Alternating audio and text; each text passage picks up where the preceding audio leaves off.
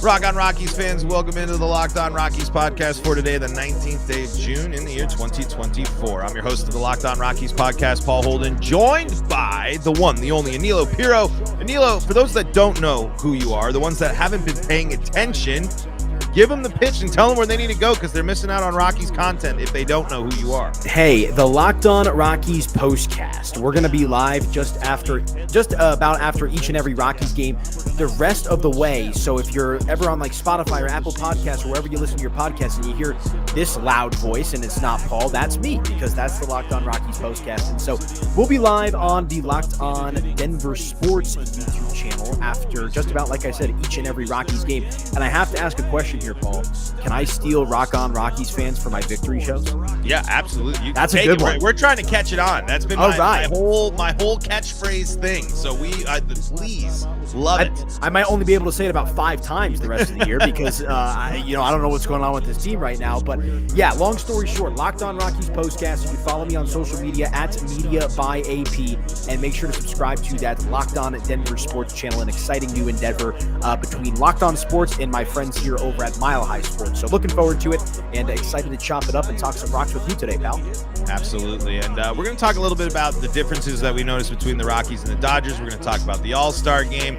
And we're going to talk about success and how to define it. Before we say Austin Gomber 1-4 himself. His ERA just about what Bueller's is. It's it away and a good start for Austin Gomber. No scores. The Rockies 4.64 earned run average. His last time out was a game against Texas. He threw 5 innings, gave up 2 earned runs. Against the Rockies, 17 starts in his career, and he's gone 7-3 in a 4.19 ERA. 9 starts here. 3-0 out of the gate for the Rockies. Ball with 2 outs. They hadn't done anything the whole game until then. Well, that is in 4-0 Rockies. 4 runs up on 3 hits, no errors, nobody left. Sit down. 4-1, Rockies lead it. And strike 3. The Dodgers come all the way back to win this one with 7 runs in the 9th inning, and it runs 2. Phillips gets the save in this one. Just an outstanding. All right, Anilo, we were talking off air a little bit, kind of setting the stage of just the gaps and differences between this Rockies team and Dodgers team. And you told me a little bit about depth. How can the Rockies ever take that same approach as the Dodgers? Do you ever think that they can ever do the things that the Dodgers do? Are the Rockies, and not just a resource thing, because I understand the money might be one thing, and the Dodgers got that special TV contract and the name recognition, but I'm just talking philosophically. Can the Rockies ever get close to mimicking the Dodgers? Well, it starts with ownership, and here's what I have to say on that front. Just some brief background. I grew up in Los Angeles, and I was living in LA when the Dodgers weren't so good. Right when Matt Kemp, should have probably won MVP. What was that, 2012? Oh my gosh, that seems like forever ago.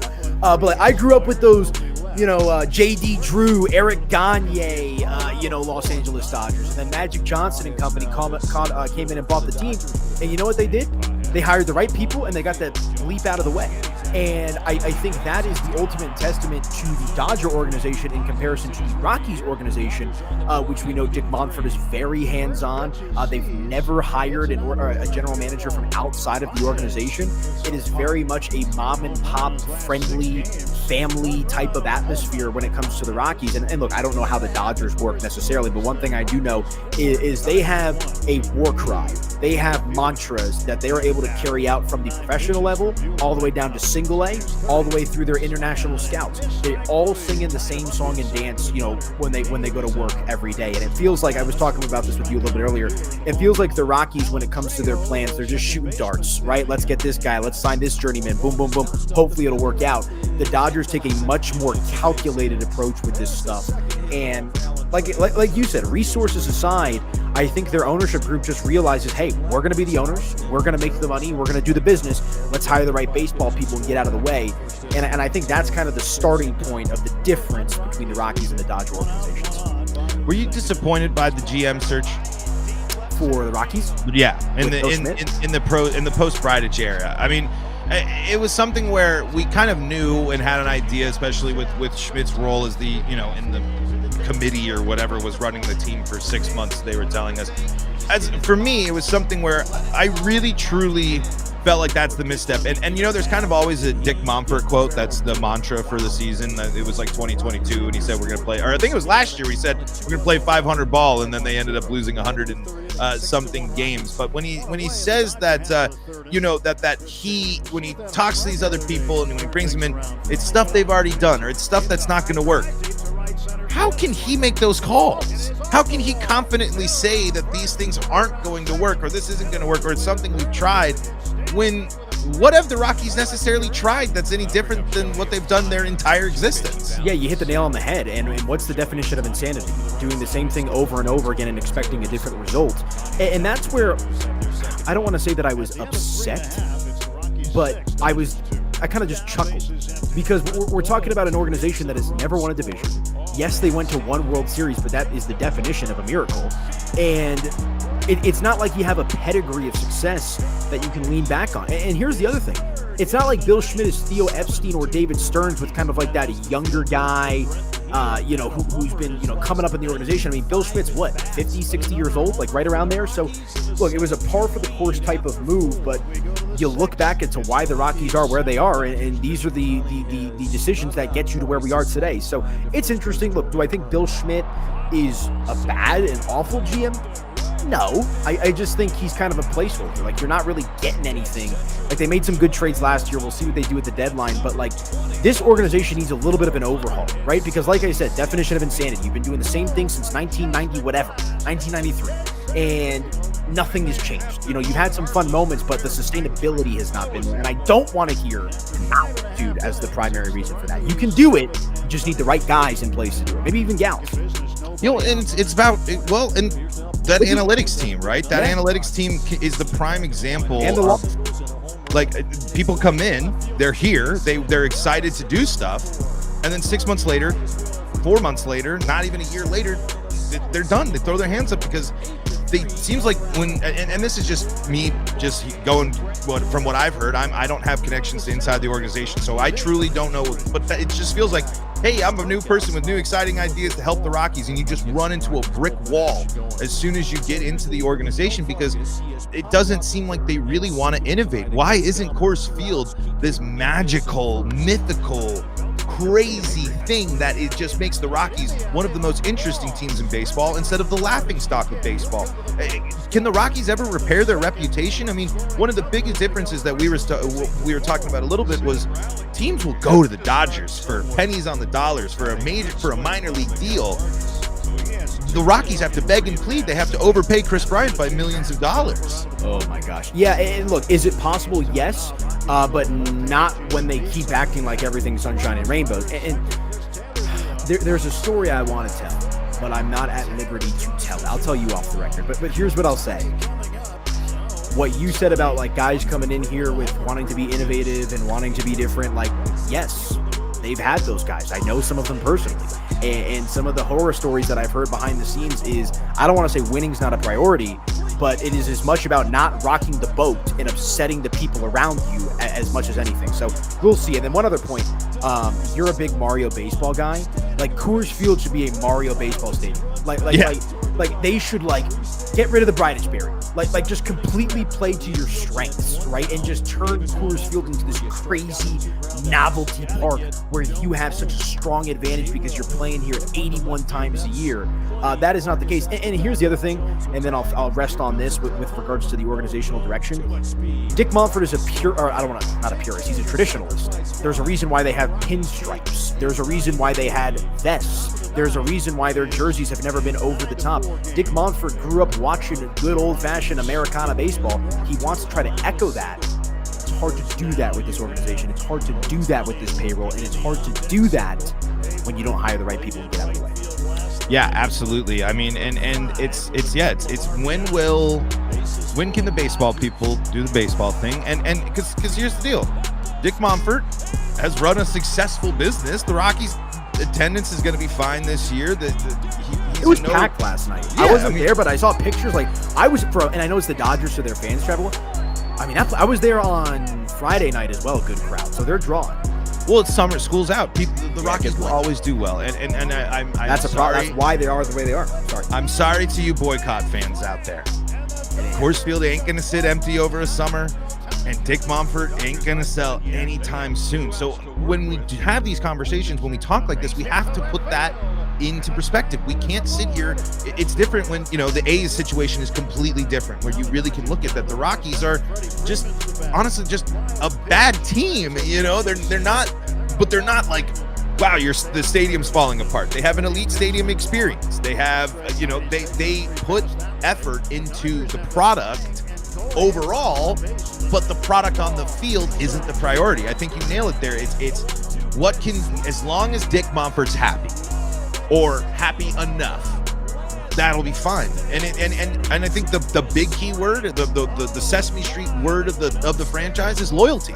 If you pledge your loyalty to Monfort and the Rockies, you will be rewarded if you stick through it. And that goes for the players as well. I mean, if you are willing to sign an extension, you're here, you're good. Ryan McMahon, he's not getting traded. They ain't moving Ryan McMahon. They ain't going to trade Kyle Freeland. They never were going to trade Charlie Blackmon. I guess that was interesting to hear that they approached him about it at the deadline last year, though. He said no. They would only trade Chuck if Chuck asked to be traded. I think there's enough mutual respect there that if Chuck was like, hey, I want to try to go compete and contend in my last year, I think they would do that. And you know what the telltale sign here, Paul, is going to be? Is Elias Diaz. Because as much, I love Diaz. He's an incredible clubhouse guy. The players love him. The organization loves him. The fans love him. He has no future with this team when they're expected to be good. Elias Diaz's timeline is 10 years ahead of that of Ezekiel Tovar or Adael Amador, or even 5 or 6 years ahead of the timeline of Nolan Jones and Brenton Doyle to a certain extent, right? And it's just one of those things where if they don't trade Diaz, and I know the injury maybe hampers that a little bit, but it's still a premium position. Like the catcher position it's very hard to come by quality catchers in general, let alone at the trade deadline. But if they hold on to Diaz in hopes of they're going to justify it as they didn't get the package they wanted, but in all reality, I think we know it's because they don't like to trade their guys. That is the ultimate sign of where this organization is at. Because I'm actually excited about the future of this organization to an extent. I think they've got some really fun young players, but to me, whether or not they trade Diaz is the barometer of where the managerial head is at with this team. Absolutely. And you mentioned exciting young players. Let's dive into that because there's an exciting young player that is not getting the proper respect when it comes to all-star voting. And we'll talk about if the Rockies have a shot at multiple all-stars, because even amidst a tough record, a couple of Rockies have had some solid seasons. But is it enough to get an all-star bid? We'll talk about that coming up in segment number 2 of today's episode of Locked On Rockies. He raised his average 5 points after banging out 3 hits last night. 3-2 is a 2-hopper to second. Trejo will zip it over to first. One down as There's Will Smith. Smith had his first triple of the season last night. 3-2 is hit to right. Going back to the warning for 10. He has gone 3-1. Pitch hit Charlie Blackmon. Just grazed him as Buehler tried to push him off the plate. And the guy who doesn't mind getting hit more than any other Rocky gets it for the 4th time. Matter that Buehler has plunked so far this season. Blackmon goes again. The 3-2 is bounced to the left side and finds a hole to left field. Charlie will get to third. Kike Hernandez dived to his left. Miguel Rojas to his right. Neither could get it. First and third. Nobody on base. Now Ezekiel Tovar. This ball is lined right. It's got a tail on it. It's going to drop. Charlie jogs home. Doyle will get a stop sign and yet another double from Tovar. Just the start the Rockies were looking for. 23rd double. There's now the center fielder for the Dodgers will hit. Andy Pajes, fly ball left field. Jones watching it. He's at the wall. He leaps. It's gone. That's number 8 for Andy Pajes in his rookie year. The Dodgers are on the board and within 3. First pitch he sees and hits it out over the left field wall. Pajes with some pop. Second home run in his last. We were talking, we're pretty pumped on Ezekiel Tovar. We'll get to him in a second. But are there any Rockies that have cases for being all-stars? We mentioned Elias Diaz, the trade being impacted by injury. I think what's more likely to be impacted is the all-star candidacy. I think that ship has probably sailed now that Elias Diaz is going to miss probably what looks like maybe 2 weeks of time. Yeah, and It seems like the injury is really going to hamper him here, and I'm trying to find the catcher position. Yeah, so looking at it right now, he's not even in the top 5 of voting for National League catchers. It's William Contreras for the Brewers who's leading the way, followed by JT Realmuto. Realmuto's hurt, right? Yeah, he got his hand, his forearm. Didn't he break his arm by getting hit with a bat or something like that? Yeah, I think so. So maybe that opens up an opportunity, and then you got Will Smith, Wilson Contreras, and Sean Murphy rounding out the top 5. As of June 17th is when this article was written. So, not too long ago from when we're recording this podcast. But, it's interesting because I think Diaz, when healthy, is certainly good enough.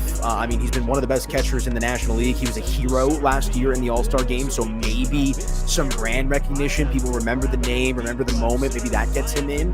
And correct me if I'm wrong, Paul. There has to be one representative for each team, correct? Yes. Every team is guaranteed one. Doesn't mean they're going to play, but they're guaranteed at least a representative. Right, and so that's by default is going to go to Ezekiel Tovar, right? So we all think in that sense. And then I guess it's the question of, does the Realmuto injury or anything happen? How does that impact this stuff? So we'll see. I think Diaz's numbers are all-star worthy, at least a consideration. I do think the injury is going to hurt his chances here. A little in a related sense. You ready to put Diaz's? Where does Diaz go on Rockies catchers all time for you? I heard you talking about this on a pod a couple of weeks ago. Because who's the best catcher of all time? Chris Iannetta? Probably Iannetta, right? Oh you would say. What a high bar. Yeah. But here's I think my favorite thing to do, at least of late, with Elias Diaz. Put Elias Diaz on the playoff teams, and what happens? They win the division. Yeah. I think that.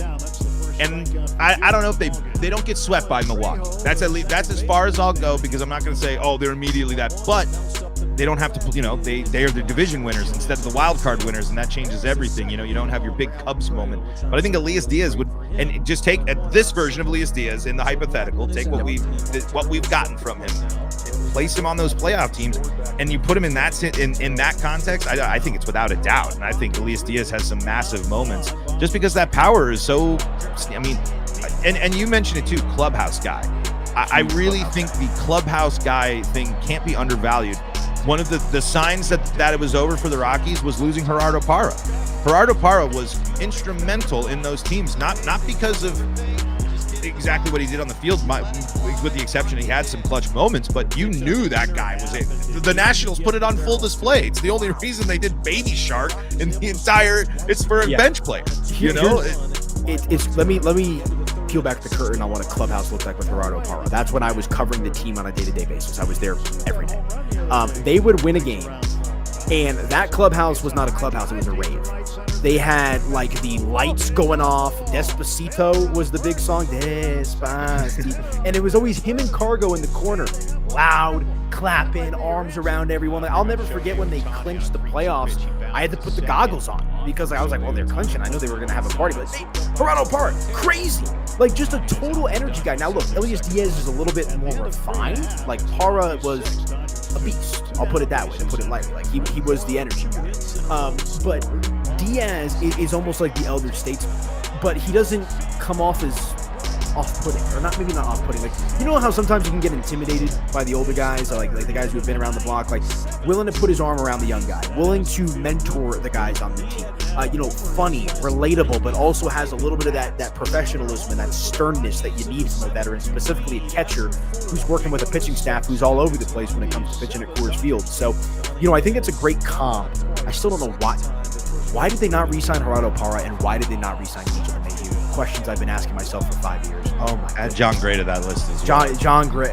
Okay, I'm gonna go on a rant. So let's move on. But yeah, when it's all said and done, man, Diaz is a glue guy, and that's where I end on that point is by not trading him.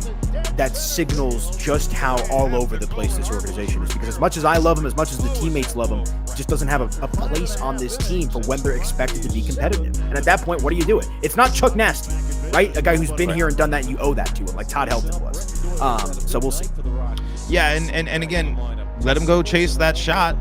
At a chance at a competitor. I don't know if the Cubs are necessarily going to be the best competitor, but we'll see. Because I guess it's just interesting to hear Bob Nightingale say it's done deal. Elias Diaz is gone. It's I'll believe that when I see it there, Bob. We were talking All-Star here.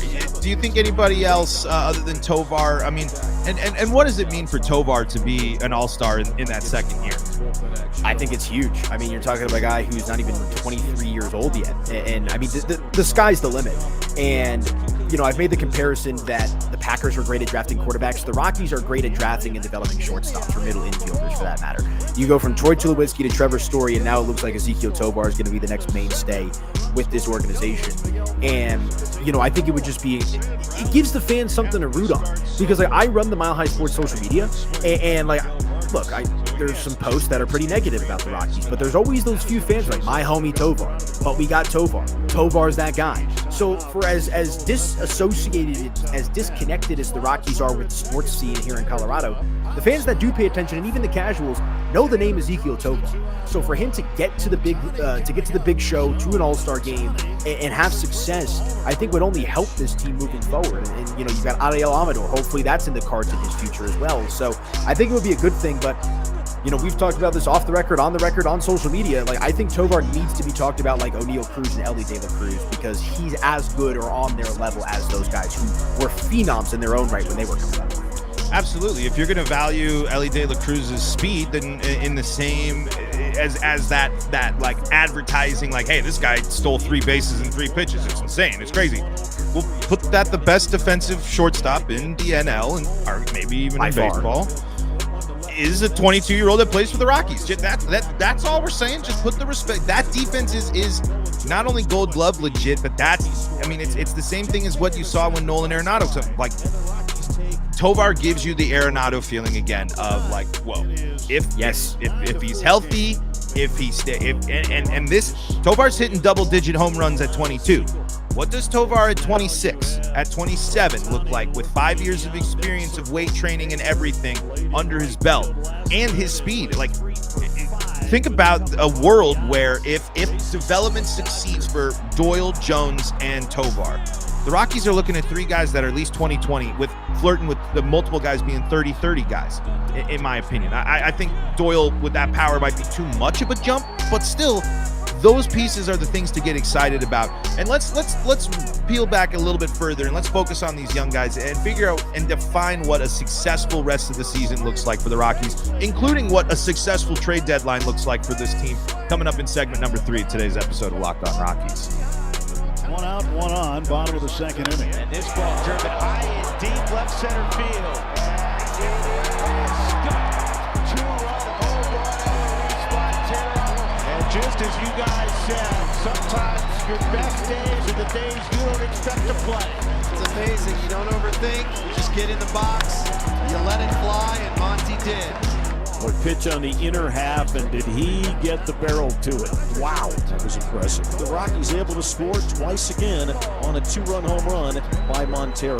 We head to the 3rd inning. Doyle, 2 hits and a run scored. Oh man, stay fair. Take a good look. You will see it from Brett Doyle with his 6th big fly of the year. His 3rd hit of the night, 7-2 Rockies. And that has to feel good for Brenton. He hadn't had a homer in his last 95 at-bats. See if that home run the other day turned things around for him or not. Swings and hits a high drive deep to right center field. It's going back toward the wall. It is off the wall. Taylor around first. He's already around second. Taylor on his way to 3rd, and he'll be in the homer. 3-1 pitch. And hit to right center field on the move is Doyle. Dives and he makes the catch! Unbelievable! Laid completely out and caught it in right center field. The Gold Glover. The Rockies 7, Dodgers 2. Ohtani has grounded out twice. The second time the first base drove in a run. Fly ball, center field, way up there, way back there, and way out of here. Dead central for Shohei Ohtani. That's number 20 of the season. Followed by a 4-pitch walk. And that might get some Rockies bullpen action going. So here's the hitter, Miguel Vargas. He has popped out the 3rd. Locked On Rockies segment number 3 coming to a close here with Danilo Pirro, but that is just the start of all sorts of great Rockies content, because you're going to see him after the games, and you're going to be seeing him a lot more on the main feed coming up next week as we do a little tag team here, and he's going to fill in for me while I am gone for the week. Double duty. Lots of Rockies talk for you there, Danilo. You're going to have to need to be a double shot of optimism there. We're going to have to help you full for next week. But let's hope here. Let's see Real quick, Paul, I don't mean to cut you up, but we just got an update. I want to make sure to throw this out there from Elias Diaz, who we were just talking about, from our guy Patrick Lyons on Twitter. He says he's feeling better, he's on the injured list with that left calf strain. He's stretching, increased his sleep, and daily massages have allowed him to feel good and take BP. Interesting anecdote there. But eligible to come off the IL this weekend. So if there's a chance for a late All-Star push, it starts now. Absolutely, and the Rockies will take him, but Jacob Stallings has impressed. I think, exactly. Diaz now, again, kind of put a little pressure. It's like, all right, we got a slot. We can put Hunter Goodman in now. We can have Jacob Stallings be the everyday guy and see what happens with Diaz. And you mentioned it too. I love Elias Diaz. He will forever go down as one of my favorite Rockies now, because he has just been a bright light in a very dark time for the Rockies. And I got to see last year's All-Star game in person, so I will never forget seeing Elias Diaz win the All-Star game. But maybe some hope for you next week when you're filling in here. A 2-game set against the Astros, and then a White Sox series there a little bit there, but towards the end of the week. So there might be a little reprieve towards the end there. But Nationals, Astros, White Sox, the next 3 series here, but still plenty to go against the Dodgers.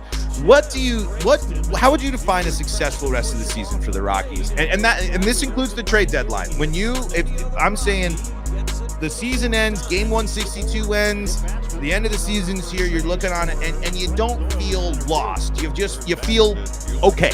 Because there's a lot to already feel pretty crummy about this season, and there's a lot of stuff that's going to hurt. I'm saying, what makes you just feel at least, maybe success isn't the right word, but content is the better one. I like content, because what I'm about to say does not have really much to do with success, although I think it helps put them on the path to success.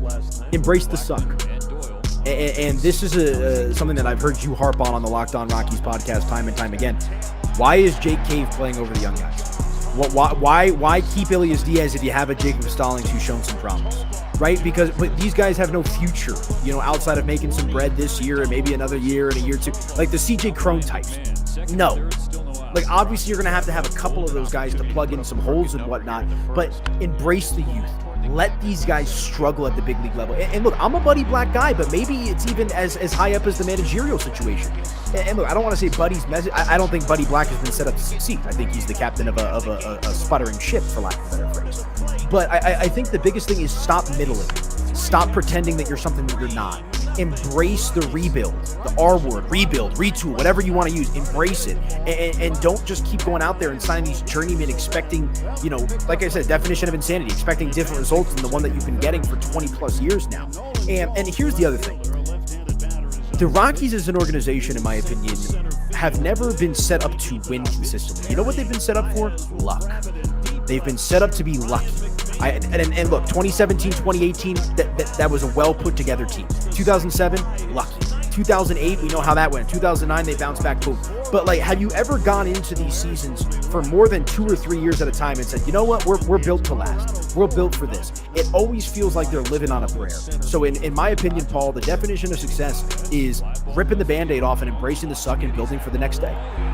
Yeah, and you have to do that, because the Rockies are outmatched. It's what's working, it's not working. If you're not going to embrace, if you truly think that this is your best effort at putting together a team to compete with the NL West and the rest of baseball, you're failing. This is a failure. This team is well behind the 8 ball. And I think you actually tweeted this out, and I used it on the Monday show. The Rockies and the Marlins are the only 2 teams that you can confidently say are outside of the playoff hunt right now. If they were in that 33 win mix, they're in the mix. Yeah, and that is the definition of depression when it comes to the baseball fan, because I was talking with the great Sandy Clough at the studio, and he brought that up, and I never thought of it that way. I'm a diehard Met fan. I'm flying out to Wrigley Field this weekend to go see Mets Cubs, and my Mets, shout out to Grimace, also right. Grimace, Rockies, purple, let's make that happen. Here we go. Grimace magic, right? But at the end of the day, there's literally 2 teams in the NL that have no chance, and it's the Colorado Rockies and the Miami Marlins. So Dick Monfort, Bill Schmidt. Think about if you had a somewhat competitive team, you actually would be able to justify that you're in the playoff race. The fact that they're not in the playoff race with the National League as spread out as it is right now, I think is just further proof of how far off this team is from being competitive, not just in the National League, but in the sport in general. And it makes it even more frustrating when you think about the Rockies' record against under 500 or 500 teams. If they were better against the field instead of only shooting for the how are they against the Dodgers, how are they against the best of the best, they're bad against the field. When the Reds can come into town and sweep you, and the Pirates can come and take 2 or 3, like those are the problems. I harp on the Central divisions all the time. I give them a lot of grief because I think you put the Rockies in those divisions in their lifetime, they're division champs a few times over with some playoff runs. You never know. But Nilo, we've taken plenty more of your time. It's going to be kind of tough. I think we're going to say, how do we feel content at the end of 2024? They let the young guys play. They make some moves at the deadline to turn over some of those expiring and veteran contracts, and we just continue to bask in the glory that is the shortstop for the Colorado Rockies, Ezequiel Tovar. But hey, I'm not gonna lie, it's still early. He's still striking out, but maybe some signs of the old Nolan Jones of last year with those walks and solid hits up the middle. Both of us will be keeping you updated on the Rockies basically every day. After the game, Anilo's got you. And during the day, ahead of time, I got you. I'm Paul Holden. I'm host of the Locked On Rockies podcast. You can find us on Locked On Rockies, LO Rockies on Twitter, all that good stuff. Locked On Rockies on YouTube. But give them one more time. Where they got to go so they're getting that post-game action, that post-cast action? Well, Locked On Denver Sports YouTube channel. Be sure to follow me at Media by AP, and Paul gave out the Locked On podcast Twitter feed as well. Always good content over there. And just about, like I said, each and every Rockies game for a majority of the way here, we're going to have some instant reaction. So make sure to follow us at Media by AP, at Paul Holden 33, the Locked On Rockies channel, and the Locked On Denver Sports channel as well. The dynamic duo of Locked On Rockies here on the Locked On Podcast Network. Thank you so much for joining us. Thank you all for tuning in and enjoying the show. Make sure that you fire off your Rockies hot takes there on the Locked On Rockies comment section. Until next time, this is Paul Holden saying so long from the Locked On Rockies podcast. Favor of the Rockies to Teoscar Hernandez. All game in the balance right here.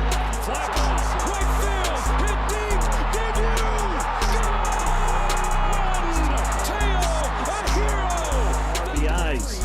Bases full of Dodgers. Aaron rockets the ball to right field. That ball's deep. It's on the foul and gone. The Dodgers ain't dead yet.